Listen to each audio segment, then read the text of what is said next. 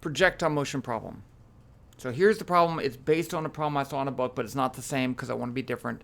And I want to do this then there are a lot of ways to do this problem, but I want to do it the cool way. Okay, so here is a object. It starts with a velocity. I'm going to call it v1, and I gave it a value of 10, 13, 0 meters per second. So 10 meters per second in the x direction, 13 in the y direction, 0 in the z direction. It's possible, I didn't want to do it, but it's possible that sometimes they'll give you an angle and a magnitude, just v1. Then you could find that. I could say the vector v would be v1 times cosine of theta, sine of theta, 0, right? Because cosine theta is the adjacent side.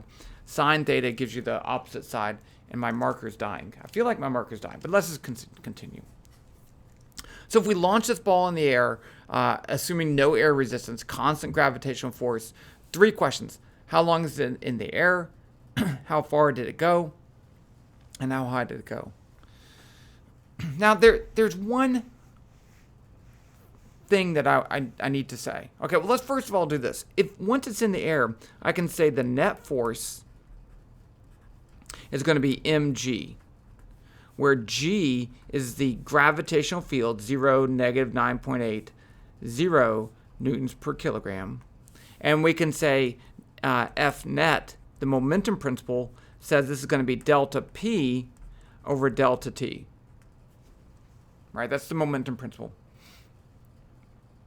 Now, if I throw a ball up in the air, when it gets back to the same location, it's going to have the same vertical velocity, but in the opposite direction. Now, I could show this in a different way, but I think for now, let's just assume that's true. So I'm going to say this right here, it's going to be going this way, V2. And so I'm going to say V1y is negative V2y. Their y components of velocity are opposite. So if you throw something up at 1 meter per second, when it gets back to the same location, it's going negative 1 meter per second in the y direction. Is that okay? Okay. I know that's not good, but. Now the other thing we need to say over here, I can write this as the net force is mg, and the change in momentum is going to be m times delta v. So you'll notice right here, the mass cancels. I don't need to know the mass. I want to find delta t, but this is a little bit difficult. Let me write this out in as much detail as I can. So I'm going to write this as 0, negative 9.8, 0. I'm going to leave off the units. It's going to be the change in velocity. So I'm going to say that is the initial velocity of 10, 13, 0. I'm sorry, the final velocity, which is 10, negative 13, with final minus initial, negative 13 because it's going to have a negative y component, minus 10, 13, 0, all of that over delta t. So how can I solve for delta t? Well, it's kind of difficult, right? Because I can get this as a vector. Let's just do that. 0, negative 9.8, 0 equals 10 minus 10 is 0. Negative 13 minus 13 is negative 26. And then 0 minus 0 is 0 over delta t. So how would I solve for delta t? You might want to multiply both sides by delta t, and that's fine. But then you can't divide by a vector. I can't do that. What I can do is rewrite this as just a y equation, an x equation, a z equation. So in the x, I have this. 0 equals 0 over delta t, which is boring, but true. In the y, I have negative 9.8 equals negative 26 over delta t. Now it's a scalar equation. That's an 8. And then in the z, I have 0 equals 0 over delta t, which, duh. So that means I can solve this for delta t. I get delta t is going to be equal to negative 26, and I'll write that as meters per second, divided by negative 9.8 newtons per kilogram, which is the same as a meter per second squared. And you'll notice the meters cancel, one of the seconds cancel. My calculator, I'm actually going to calculate this. I can almost do it in my head. It's like 2.6, but that's fine. So let's say, put the calculator where you can see it, right there. So I'm going to say 26 divided by 9.8 equals 2.65. So 2.65 seconds. So I can find out how long it's in the air by just looking at the change in momentum. I know it's going from some positive y momentum to negative y momentum, and I know the force in the y direction, so I can use the momentum principle to solve for the time. What about how far? Okay, so now let's draw this again. I'm sorry. V1, V2. I know delta t. And let's call this R1 is the position, and it can be measured from, let's say that is the origin. It doesn't really matter though. And this would be R2. So let me define average velocity, V average, as delta R over delta t, right? Because I know delta t, and I want to find delta R. I want to find the final position. So I know also something about the average velocity, but really I could write this again as three equations. I could say V average x. I only care about the position back when it gets to y equals 0. It's going to be equal to delta Rx over delta t. It's a scalar equation. V average y is delta Ry over delta t. Should I even write that? V average z is delta Rz over delta t. Okay, I did it.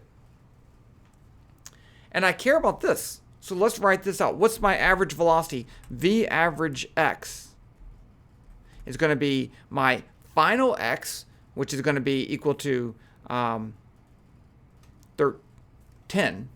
It's going to be 10 plus 10, the initial x velocity, over 2, 10 meters per second. I mean, we see here that the x velocity didn't change. It went from 10 to 10. It didn't change. So the average velocity is 10. That's pretty easy. And that's just going to be equal to delta x over delta t. Oh, you know what? I already have delta t. So delta x is going to be equal to, I'll write this as Vx delta t, and I can say it's 10 meters per second times 2.65 seconds, and that's going to be equal to 26.5 meters. How far did it go? Okay, so it's kind of a weird way. If you've done projectile motion before, it's kind of a different way of thinking about it, but it's a very useful way, I think, of doing it that way. Okay, next, the last one is how high did it go? So let's call this position, I want to call it R3, but that wouldn't make any sense. R1.5, I don't know. Help me here. So here's my vector R. I'll call it R3. That's stupid, but that's fine. It's out of order, and I wasn't thinking, and it's totally my fault. So if I want to find this, I can use this equation and find the change in y, right? I want to find the change in Ry. I know the initial y, let's say, is 0. I want to find that final y. But what about the average y velocity? Well, I know v1 is the vector 10, 13, 0. So I know the initial y velocity is 13. What about the final y velocity? If you look at this, as it goes up, it's moving up, and then it's moving down. The highest point is when it stops moving up and starts moving down. So that means v3 is going to be equal to 10, 0, 0. It has to have a 0 y velocity. So that means that I can find the average y velocity. V average y is going to be 13 plus 10 divided by 2. That's just the average. So that's 23 over 2. So 23 over 2 is 11.5? Yeah, 11.5 meters. That's right? 23, 11, yeah. Okay. And that's going to be equal to y3 minus y1, which is 0, over delta t. But delta t is the time to get from here to there. And so here's another trick, and I don't like to use these tricks. So I'm going to fix it in just a second. Delta t is going to be 2.65 over 2. If it takes 2.65 seconds to go up and then back down. Then it takes half of that just to get to the highest point. Don't worry, I'm gonna fix this later. I'm gonna show you all my assumptions are valid. So now I can just put in everything and solve for y3. That's 0. So y3 is going to be equal to 11.5 meters per second times delta t, which is 2.65 over 2. And let's put that in the calculator. Clear. 11.5 times 2.65 divided by 2 equals 15.2 meters. Okay. Oh, did I run out of paper? I'm so dumb. Okay, let's do one more. I want to make graphs, right? I want to make as many graphs as I could possibly think of. But there's another way to model this motion. And you know what the answer is. That's my ground. V1. What if delta t is 0.01 seconds? I can redo the whole problem. Just like I did before, knowing delta t. But I can also cheat, and I'm going to cheat here, and it's not because I want to. It's because I'm trying to encourage you to cheat later on. So let's say that Fnet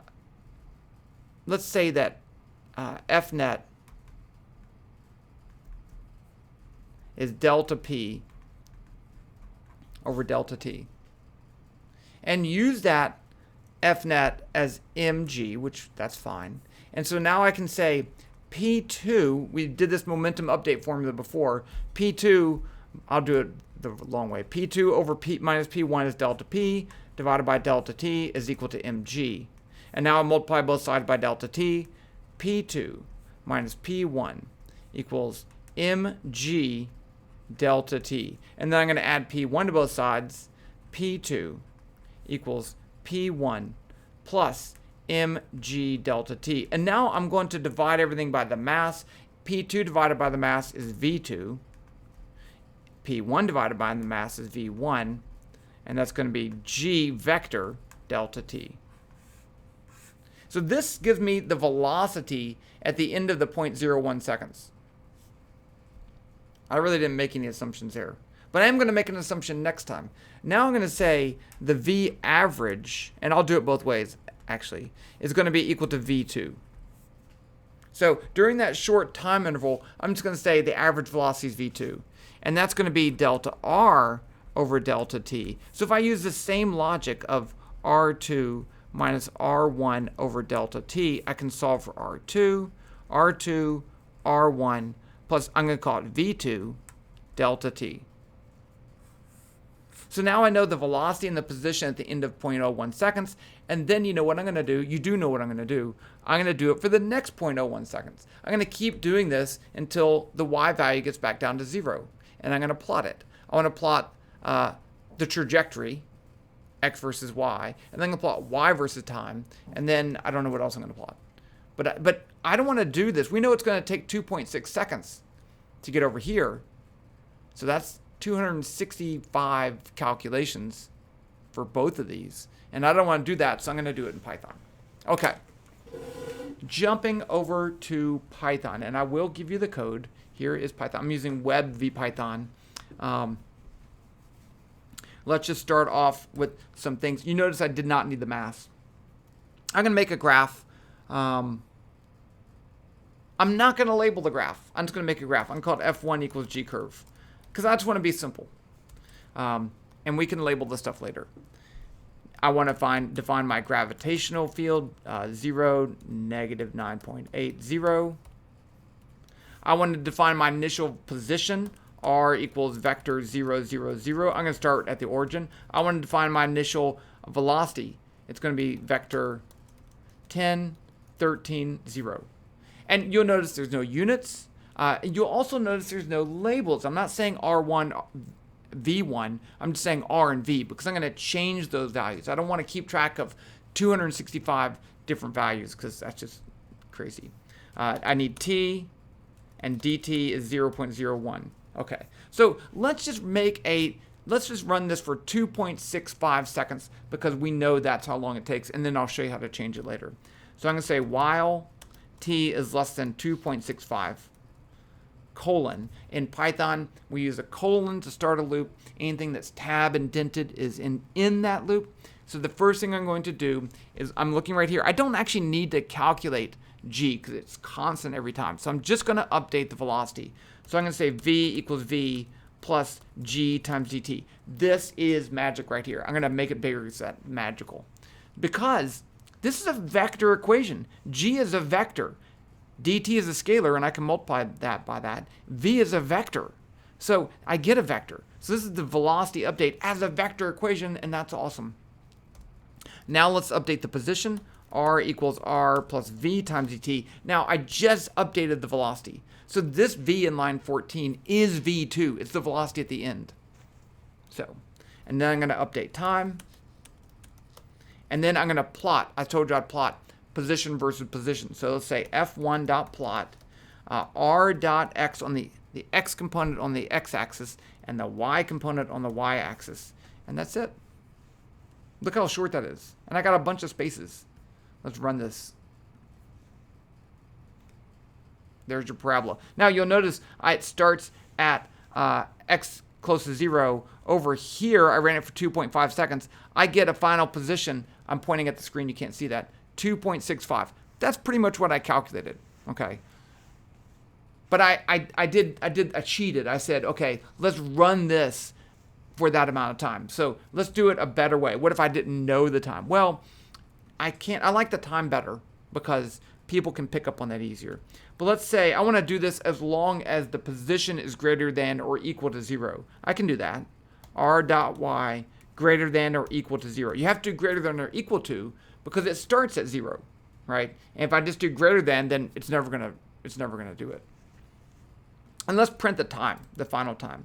So I'm gonna say, notice how you can't see it. Notice how it's dedented. It's dedented, so it's not in the loop. It's not gonna print it every time. T equals t seconds. Okay, let's run this. I didn't save it yet. And so it looks about the same, and I get a time of 2.65 seconds. That's the same as what we had. I even cheated, and I got the same thing. Okay, and that's position versus position. Let's save this thing, because I should save it. Example, vector, projectile motion.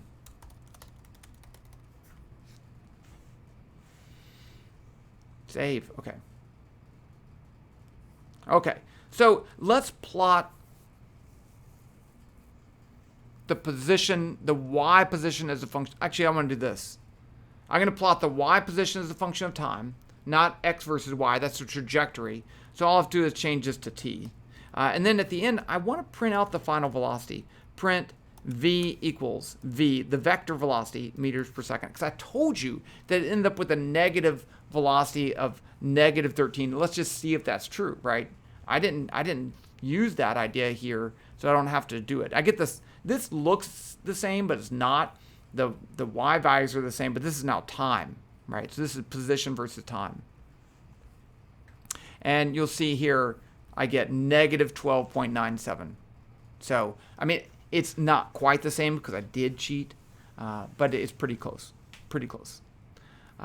Let's find out, the other thing that we wanted to check was what was the, let's plot the velocity as a function of time. And I'm going to give it labels because I don't like these labels anymore. So if you want to label your graph, put before the curve G1 equals graph. I'll just put the X title is equal to time in seconds. The Y title, you don't have to do this, is equal to V in meters per second.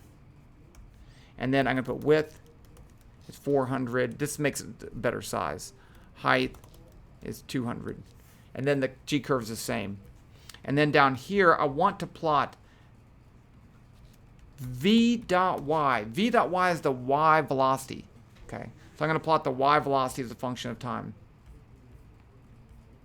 And so you'll notice that it starts off up here at t equals 0 at 13 meters per second.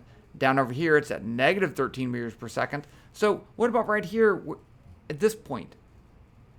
that's where the velocity is 0. And you'll notice that it's at a time of 13 point. Did I get my time wrong? I said 23.